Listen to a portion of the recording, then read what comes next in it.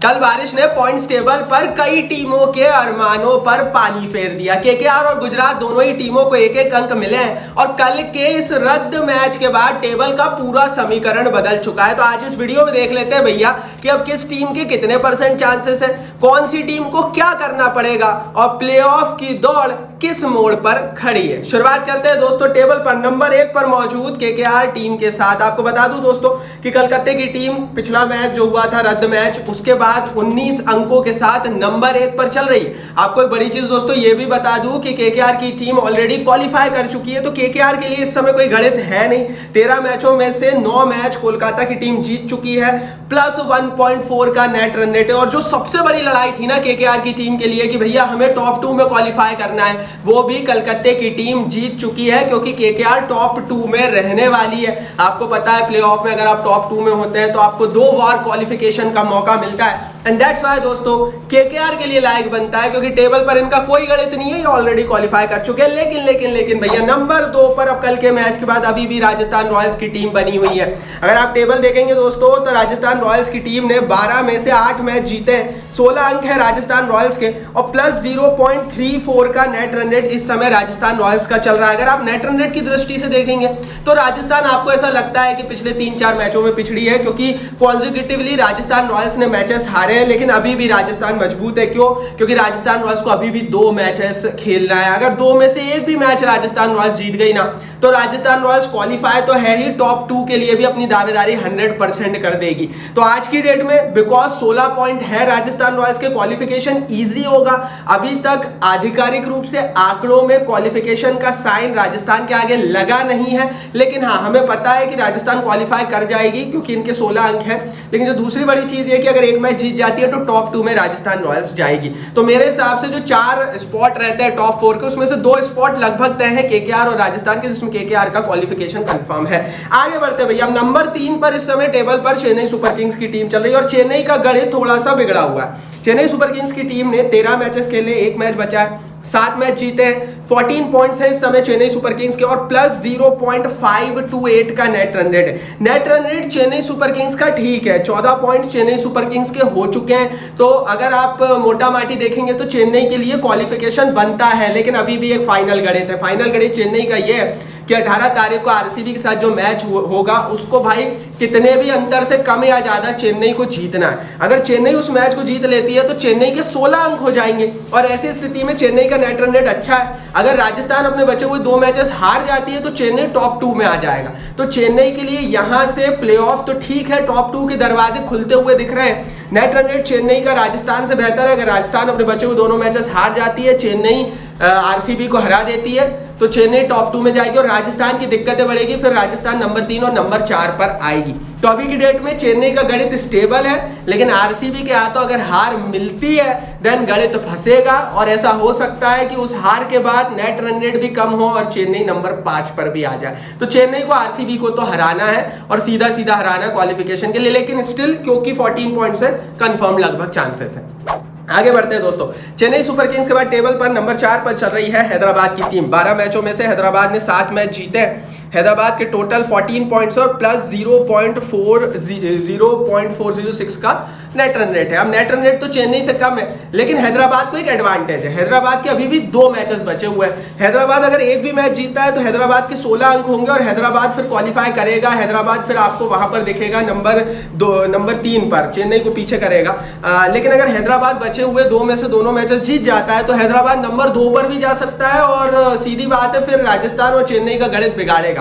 तो हैदराबाद के पास यहां से सीधा मौका है टॉप 2 में जाने का क्योंकि 2 मैचेस बचे हुए हैं। हैदराबाद जिस तरह का क्रिकेट खेल रहा है मेरे हिसाब से टॉप 2 की दावेदारी हैदराबाद कर सकता है। यहां से जैसे ही हैदराबाद अपना एक और मैच जीतता है तो हैदराबाद के 16 अंक होंगे और आप हैदराबाद को एकदम से टेबल पर चढ़ते हुए देखेंगे। तो हैदराबाद बेशक अभी नंबर 4 पर है, लेकिन सनराइजर्स हैदराबाद के बारे में मैं एक ही बात कहूंगा, जिस तरह का डेडली क्रिकेट इन्होंने खेला, अगर ये 2 मैचों में और खेल गए तो ये आपको फिर टॉप 2 में दिखेंगे। फिर नंबर 3 नंबर 4 पर आपको राजस्थान और चेन्नई दावेदारी करती हुई नजर आएगी उस स्थिति में। लेकिन भाई अगर हैदराबाद यहां से एक ही मैच जीतता है 2 में से, देन फिर हैदराबाद जो है वो नंबर 3 या नंबर 4 पर ही रहेगा। और हैदराबाद अगर अपने बचे हुए सारे मैचेस हार जाता है देन फिर हैदराबाद के टेबल से बाहर होने के भी चांसेस है। तो अब लगभग हर टीम के लिए जो टॉप 5 टॉप 6 में दिख रही हैं उनके लिए हर मैच इंपॉर्टेंट है और हैदराबाद के लिए भी यहाँ से हर मैच इंपॉर्टेंट है। आगे बढ़ते हैं दोस्तों, इस समय अब टेबल पर हैदराबाद के बाद नंबर 5 पर बनी हुई है रॉयल चैलेंजर्स बेंगलोर की टीम। आरसीबी का गणित बहुत बुरा फंस चुका है। कल रद्द मैच के बाद क्या है आरसीबी का गणित देख लेते हैं, लेकिन उससे पहले चैनल को सब्सक्राइब नहीं किया तो कर लो, सब्सक्राइब का बटन नीचे भैया। आईपीएल की इसी तरह की हर खबर, हर अपडेट, हर रिपोर्ट, हर फैक्ट्स और पॉइंट्स टेबल हर रोज लाएंगे। सब्सक्राइब का बटन नीचे हिट नहीं किया तो कर दो, बेल आइकन दबा दो। और टेलीग्राम पर ज्वाइन नहीं किया है तो भैया टेलीग्राम पर तो वर्ल्ड कप हो, आईपीएल हो, तमाम रिपोर्ट सबसे पहले आ जाती है यूट्यूब से भी पहले। Link is in the description box. 70,000 लोग वहां भी परिवार का हिस्सा बन चुके हैं। अब आरसीबी का गणित दोस्तों देख लेते हैं। आरसीबी का दोस्तों इस समय टेबल पर नंबर 5 पर है। 13 में से 6 मैचेस जीते हैं, 12 अंक है और प्लस 0.387 का net run rate royal Challengers Bangalore की टीम का चल रहा है। आरसीबी का गणित ये कहता है कि आरसीबी को जो लास्ट मैच है चेन्नई सुपर किंग्स की टीम के साथ 18 तारीख को वो जीतना है, लेकिन वो भी दोस्तों 18 रन या फिर 11 बॉल्स के मार्जिन से ज्यादा मार्जिन से जीतना है। तभी क्या होगा, आरसीबी के टोटल 14 पॉइंट्स हो जाएंगे और चेन्नई सुपर किंग्स से बेहतर नेट रन रेट हो जाएगा। तो आरसीबी को मात्र जीतना नहीं है, आरसीबी को या तो 18 रन या 11 बॉल के मार्जिन से मैच जीतना है ताकि रॉयल चैलेंजर्स बेंगलोर की टीम नंबर 3 नंबर 4 की दावेदारी में आ जाए और फिर चेन्नई की टीम बाहर होने की दावेदारी में आ जाएगी।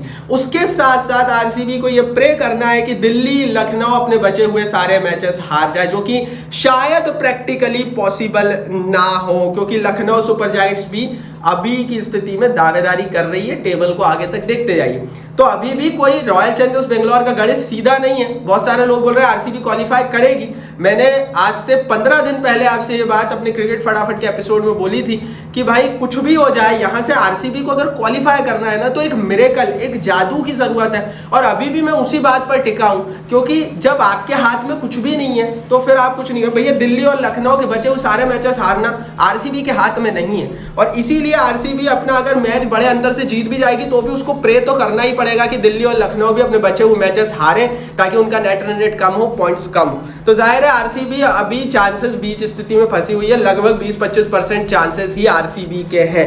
बेशक नंबर 5 पे है लेकिन टेबल हर रोज बदल रहा है। और मैं फिर बोलूंगा दोस्तों, अगर ऐसा होता है ना तो फिर मुझे ऐसा लगता है कि किस्मत इन लोगों के साथ है, फिर ये खिताब भी जीत सकते हैं। मैं फिर बोल रहा हूं, अगर आरसीबी यहां से क्वालिफाई करती है भाई प्लेऑफ के लिए तो फिर आरसीबी आपको कप उठाते हुए दिखेगी, क्योंकि फिर ये ट्रूली किस्मत के दम पर ये लोग पहुंचेंगे। एंड क्योंकि स्टार्टिंग में मैचेस बुरे खेले थे, अब लगातार जीत रहे हैं, इनके गेंदबाज भी धीरे धीरे फॉर्म में दिख रहे हैं, ऐसा लग रहा है कि आरसीबी वो दावेदारी कर सकती है। तो देखते हैं। बाकी दोस्तों आरसीबी के फैंस के लिए एक लाइक जरूर बनता है, क्योंकि इन्होंने अपनी टीम की ऐसी ऐसी परिस्थिति देखी फिर भी अपनी टीम के साथ खड़े रहे। और विराट के फॉर्म के लिए भी लाइक बनता है, क्योंकि उनके बिना ये स्थिति अभी आरसीबी इसमें भी नहीं पहुंच पाता। फिर आगे बढ़ते हैं। अब बात करते हैं दोस्तों आरसीबी के बाद दिल्ली कैपिटल्स की टीम की। दिल्ली की टीम की अगर मैं बात करूं, 13 में से 6 मैचेस जीते, 1 मैच बचा है, 12 पॉइंट से -0.482 का नेट रन रेट है। दिल्ली के लिए गणित फंसा हुआ है, वो इसलिए क्योंकि दिल्ली को अपना अंतिम मैच जीतना है और प्रे करना है कि चेन्नई, हैदराबाद, लखनऊ और आरसीबी मैचेस हारे। और ऐसा होने वाला नहीं है क्योंकि ये दोनों चारों टीमें एक दूसरे के साथ खेलेगी। तो दिल्ली के चांसेस तो 10% से भी कम के हैं। दिल्ली को आरसीबी से भी बड़ा जादू चाहिए। मतलब आरसीबी को तो 1-2 टीम की हार की ही उम्मीद है, दिल्ली को बहुत बड़ा जादू चाहिए, क्योंकि दिल्ली का नेट रन रेट माइनस में चल रहा है। दिल्ली को जो अपना लास्ट मैच जो खेलेगी लखनऊ के साथ, उसको बहुत बड़े अंतर से जीतना पड़ेगा। फिर प्रे करना पड़ेगा कि आरसीबी, हैदराबाद, चेन्नई, लखनऊ अपने बचे हुए मैचेस हारे, और ऐसी परिस्थिति को बनाना थोड़ा मुश्किल हो जाता है एक साथ। तो इसलिए दिल्ली के चांसेस काफी कम है।